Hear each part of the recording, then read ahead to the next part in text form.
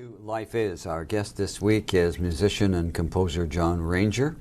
Do you ever take music lessons? Do you ever have a piano lesson, for an example? I had a piano at home when I was, well, since I can remember, I've had a piano at home, an old player piano that my mom had with the pump the pedals. Oh, yes, okay. With the rollers. Okay. I tried to take lessons. My mom wanted me to take lessons, and that lasted, I think, about 4 lessons, and that was it for me. Why? From then on, I was all ear. Because, I'll tell you why, my mom had a terrific ear. She was a fiddle player. She could listen to a song and play it. I mean, she was so good, you know. Fortunately, I got some of that ear, you know. Oh. I got some of it, and I was blessed with that. And I never had to read, really, you know. I wanted to, but it never sunk in because my ear was always ahead of my reading, and it was boring to learn. All right. Because I was already playing, you know. Okay, okay. It's like practicing as opposed to playing. Exactly, yeah. Like for sports. Yeah. Somehow, the music never sunk in, you know. It just didn't work for me. I could listen to a song and play it, so I was happy with that. Was that why you got into music, because of your mother, would you say? Oh, God, we were a musical family, actually. You know, my mom played fiddle, my dad Jew's harp, and my brother, older brother, on the guitar. And every Sunday, usually, we'd have a little jam, you know. I'd sit on the piano and play my 3-4 chords, whatever, you know, accompaniment, you know. That was the scene. What kind, was this sort of just for family entertainment? Yeah, yeah. And, this would be before television, too. Oh, God, yes. Oh, my God, yes. Absolutely. Did your family ever entertain locally, and go to play for a church group or play in public or anything like that? We did the house parties. I was born in Mattawa, you know. Okay. Big on house parties in those days, you know. All right. And we'd always have a ton of musicians at the house parties, you know. All the relatives played something, you know. Okay. So that was the scene, you know, like we all had a turn at playing, you know, and big jams. Sometimes we had 3 fiddles going, an accordion, you know, and the whole kit, you know. Boy. Yeah. I take it then that school you weren't terribly interested in school. You know, I dropped out of school grade 8, right here in North Bay. I did not get along with the nuns in school. Okay. And that's a totally different story. I don't think I want to get into that. Yeah, okay. But I dropped out and went directly on the road from there. Oh, boy. Yeah, with Kenny and the Bebops. This was a local group? Yes, Kenny and the Bebops was my first band. We started off rehearsing in St. Rita's church basement. Okay. We didn't even have a drummer at that time, but we did play a Saturday night teen dance there. Oh. Without a drummer, imagine. Okay, all right. But, you know, in those days, and no bass player, 2 guitars, piano, you know, and Kenny Roy on sax and singing. Okay. You know. And we finally got a drummer, Ray Quinn. He didn't last very long, maybe 2-3 months. And then we did our big gig, which was St. John's Church downtown on Main Street. Okay. Teen dance. Yeah. And then we picked up Jimmy Sasnick on drums when Ray left. Local man, he stayed with us for the duration of the Bebops. Great drummer.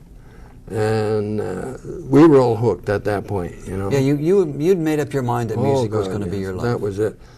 And I got to say, the most influential, the thing that really got me sold on it was an ego thing, like most musicians do in the beginning.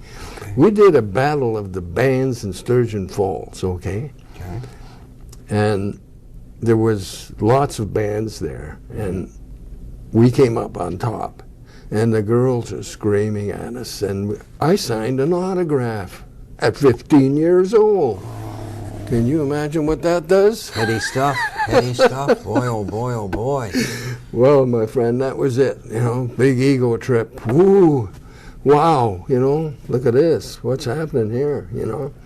Looking back, are you happy with what happened as a result of signing that autograph and what it led you to? Oh, absolutely. I wouldn't change a thing in my 45, 50 years in this business. I wouldn't change a thing, because although there was a lot of bad times, you know, hard times, yes, the good times always outweighed, you know, the bad times. Yeah, it was. I mean, but we're talking, what are we talking, 50s, 60s here when you got started? Late 50s. Late 50s, okay. Yeah. Things weren't the same then as they are today, but you could sort of make your way if you had the spirit. Yes, and I think it was a lot easier, actually, to make it, although the industry was at such a young age that everybody got massacred when it came to contracts and royalties, and yeah, you know, it was just not a fair time for musicians, basically, you know. Kenny and the Bebops, was it a rock band or what? It was in a transition period, weren't you, Yeah, sort of? we did all the latest, like I started doing my first big piano tune was Great Balls of Fire. Okay, you know? Jerry Lee Lewis. And I played standing up, had to do it. Oh, God, Oh, yes, because yeah. he did, and you had to do it. Okay. Oh, Did you I pound had to the do hell it. out of the piano? Oh, yeah. I had to, you know, from going like this, Yes? and pieces of my thumb was like, I had to put Scotch tape on. Boy, oh boy, oh boy. But, you know, that's the time, you know, and that's And the what it music, was. too, was new, wasn't it? Oh, yeah. It wasn't as if somebody had been playing it 20 years before. It was brand new. It was happening. Oh, it was happening. Okay, you get caught up into that with Kenny and the Bebops. And Yes. they play with other groups locally, or? Yes, there was Al and the Crescendos, Al Falcone, Crescendos. Okay. We did a gig at the Memorial Gardens for several Saturday nights, teen dance, huge thing. Okay. It was a lot of teenagers. It was a great thing, actually, at the time. Played there with Al, and besides that, that's about it locally speaking. After that, well, the Bebops moved to Rouen-Noranda. We did a gig there in the arena, and that's where it all started, out-of-town stuff. Okay. When we went to Rouen, it was like night and day, because the different mentality in Quebec, you know, there's a different, it's more open, and at that time, this gold mine town was just like a small Las Vegas. Mm-hmm. Everybody had a job, everybody had money, mm-hmm. and hotels were jam-packed from Thursday, Friday, Saturday, you know, and late into the night, as opposed to Ontario. Mm-hmm. And no trouble working in Quebec at that time for a band in clubs, you know. So we did our concert at the arena, and from then on, we just stayed there. We decided, you know, let's do this. Let's go for it, you know. All right. We'll talk to got to talk to my parents about getting out of that. Yeah. I'll never forget that. I'll never forget that. I was still around 15 years old, and I said, Mom, you know, I'm leaving. I'm going out on the road, you know. It was difficult. She cried, and you know, I got to say, I cried too. And, well, you were just a kid. Yeah, I was. Yeah. Yeah, we were all kids. But you had the cojones to do something like that. Yeah, it was strong. It was very strong feeling, you know. And, you know, I was talking earlier about an ego. Mm-hmm. Later on, that ego just left, and it was music.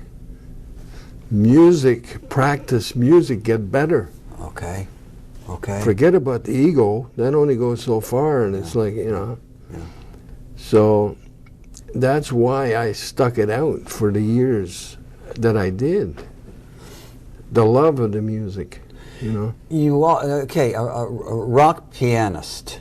Was that basically what you were turning into? In the beginning, yeah, it was rock, the light rock of the 50s, you know, right up to, yeah. I don't even consider it being, it's not heavy rock. I mean, Chuck Berry, I don't consider that heavy rock. Okay. It's rock, but it's early form of rock, I suppose. Yeah, I'd say yes. Rock pianist, I guess so. Yeah. How long did you stay in Rouen? That we stayed maybe a month there. We stayed in an apartment, and we did weekends. We weren't old enough to play clubs at that point, so we did the teen dance. We did a TV show up there, and that really boosted us up. You know, right.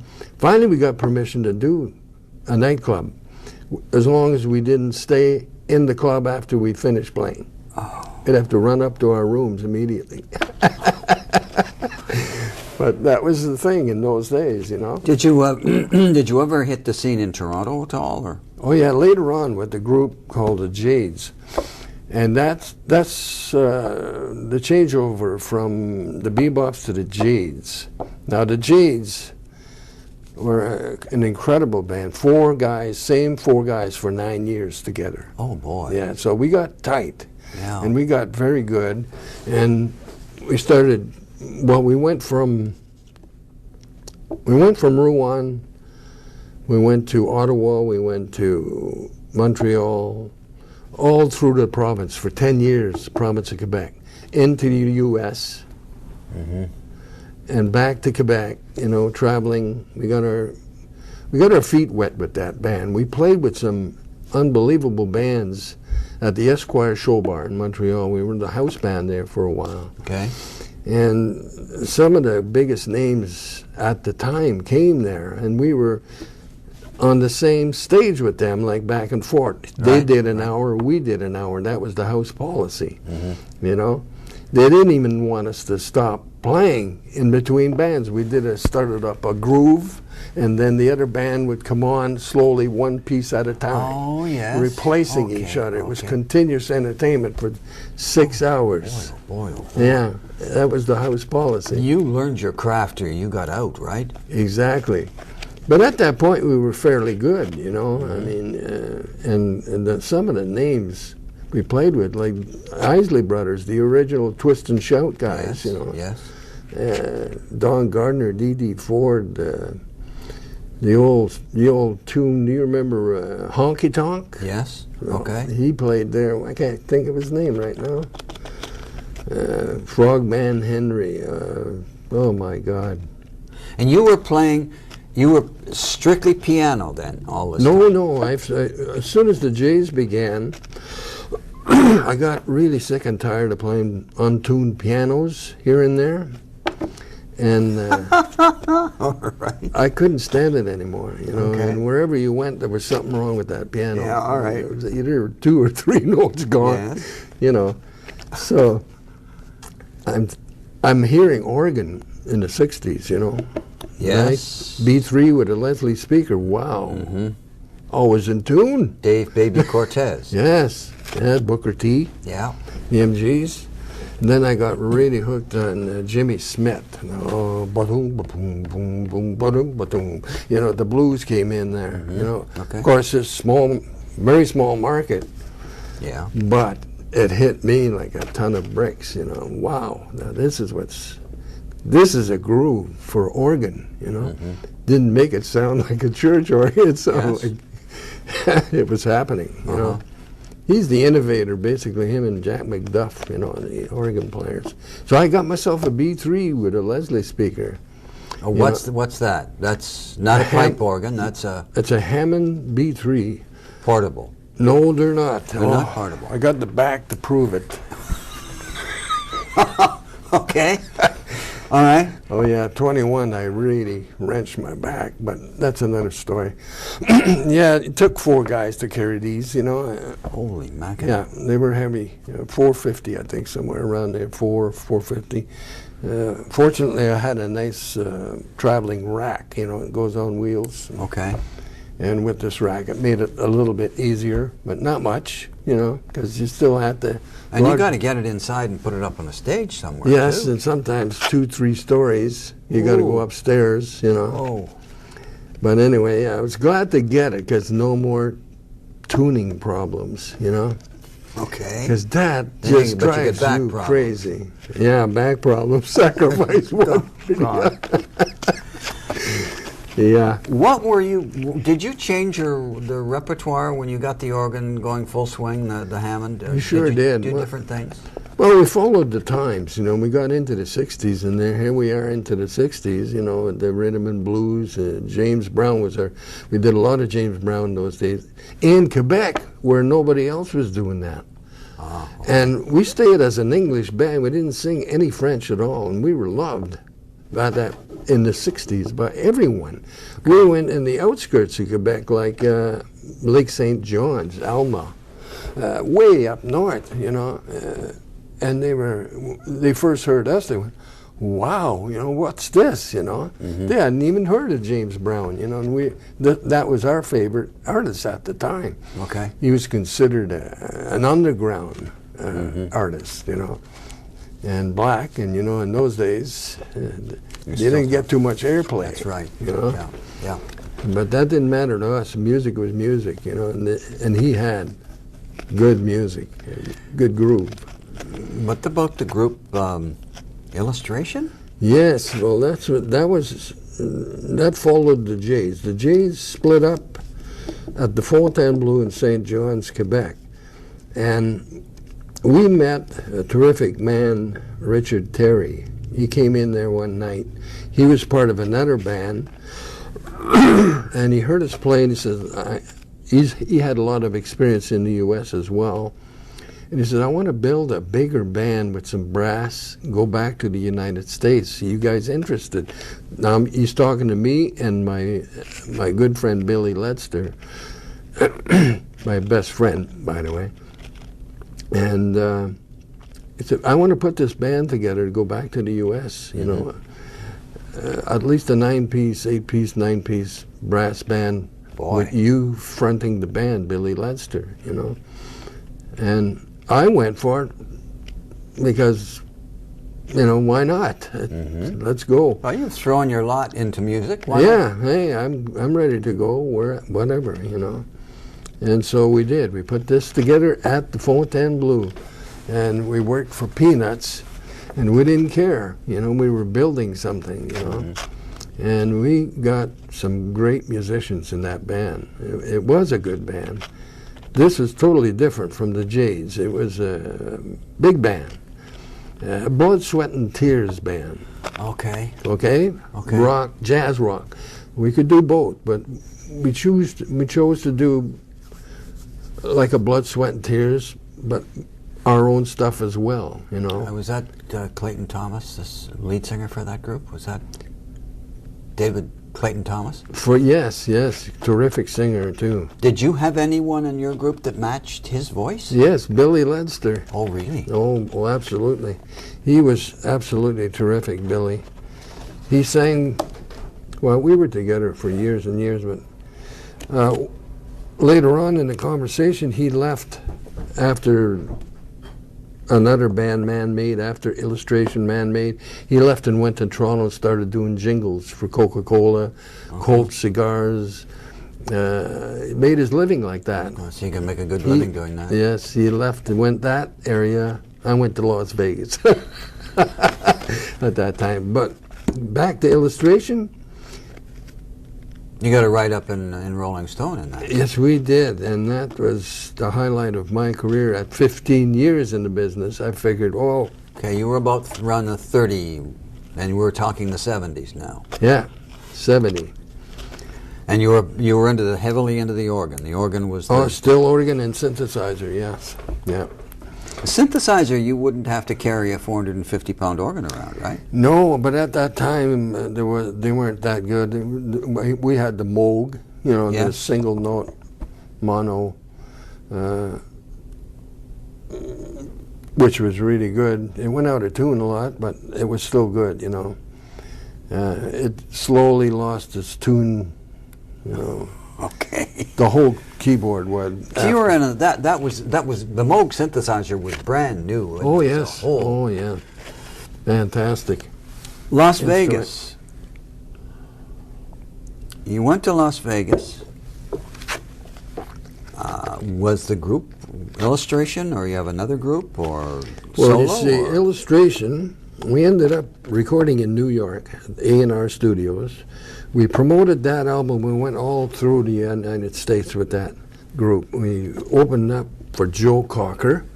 There was a in North Carolina. There was a mini Woodstock type thing. It started in the afternoon and went all around the clock.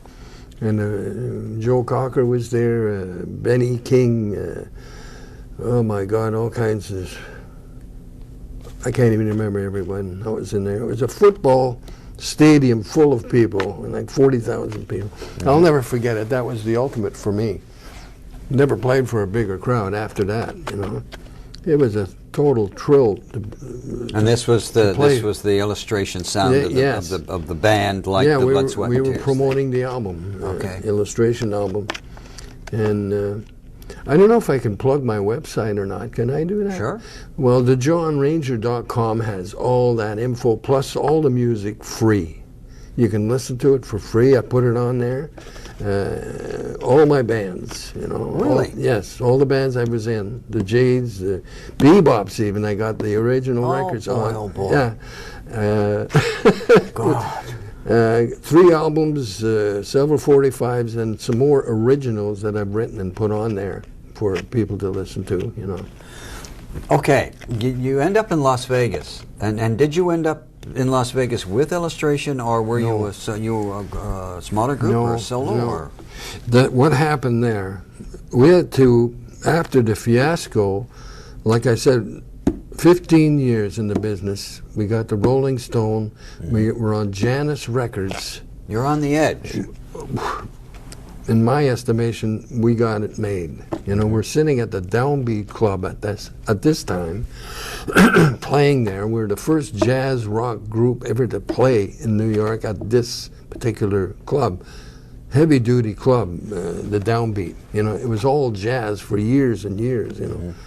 Biggest name in show business in jazz were playing there, and all of a sudden we're here.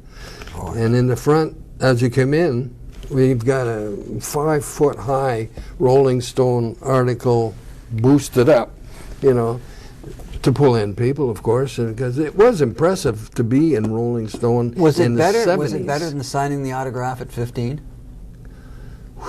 Good question. It's ego again, isn't it? Good question. I'd have to say it's on the same. Yeah, same level. Yeah, because this was, at the time, the heaviest magazine you could be in. Oh, absolutely, absolutely. Especially in the 70s. Now, it was a Bible. It's watered down. Yeah, nowadays, it's watered down. Yeah. You used the expression, we had it made. Yes, we did. We had it made. And in my book, I made it. You know what I'm saying? I didn't make the money and the fame and everything else, but I made it. Because we had the Rolling Stones, we had New York Times, the Variety. They were all saying the same thing. This group is fantastic. We were played on FM in New York. All the jockeys were saying, yeah, these guys, and the Rolling Stone says, in the beginning, there was Blood, Sweat, and Tears, but now the band to hear is Illustration. What happened? Management and it's an old money. Story, isn't it? An old story. They wanted more money, you know? And we got left with the bag. That's the way it goes in the biz, you know. Our manager wasn't capable. I won't mention his name, but and the director of Janus Records got into this feud about the money. Once they saw this stuff mushrooming, you know what I'm saying? They. You still bitter about it? Oh yes, I am. I feel that we really did get cheated out of that, you know, because we didn't deserve that. It had nothing to do with us. Our music was great, you know, but moving on. You got to. Got to. We moved on. At that particular time, also, we had visa problems because most of the band was Canadian. We had a couple of Americans in there, but we had to come back because we didn't have permanent visas. Got to come back. Came back to Montreal, waiting. We had to wait 6 months before we could go back to the U.S. Okay. So we ended up in Montreal. Guess where we were playing? The Esquire Show Bar. Oh. Yeah, and we played What goes around comes around. the Hawaiian Lounge, and we found out real quick that nobody could afford us. We didn't have a huge name. They were starting to play us in Montreal, but it didn't go anywhere because we didn't have anything to follow up with. And the records weren't in the stores. They cut the production on our album. Can you believe that? Oh. So that's how we felt. Anyway, make a long story short, we struggled in Montreal, started losing members because we couldn't pay them. Couldn't pay them. Yeah. Everybody's complaining, and they were strong. We were all strong and loving music. Yeah, absolutely. But there's a certain point where you get hungry.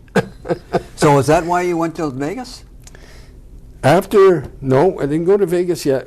After that group split, we split in Montreal. Finally ended up with 5 guys from Illustration, rhythm section, and a singer.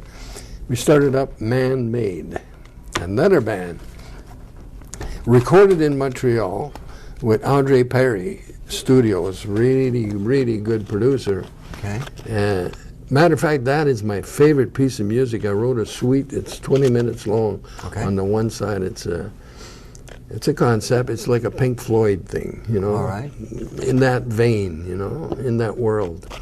That was my favorite band for originality, that band, Man Made, we did the Montreal scene. We were hoping for a big success there, but it failed as well because not enough money behind us.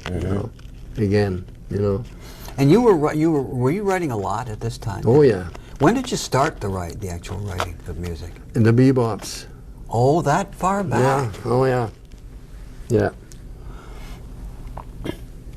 Would you take anything that you wrote for the bebops and could the Illustration play them, or this new group play them, or would you ever do that?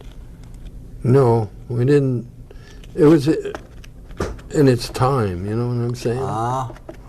Okay. Like no, it wouldn't fit, it just wouldn't fit the groove, whatever it was in that time period, like even Illustration tunes didn't fit with the Man Made band, Oh, we've just touched, and we haven't, and I keep throwing Las Vegas at you, and we're not even going to get a chance to talk about Las Vegas this time. You know what? It doesn't mean that much because it's all glitter, and I went there just for the money because I got tired of not making money, and that's all I did over there is make money. That's all. There was nothing from here. I'd like to get you back, and we'll talk about that. You could? I could be here for 2 weeks. Musician-composer John Ranger, our guest on Life Is. John Ranger. Join us next time.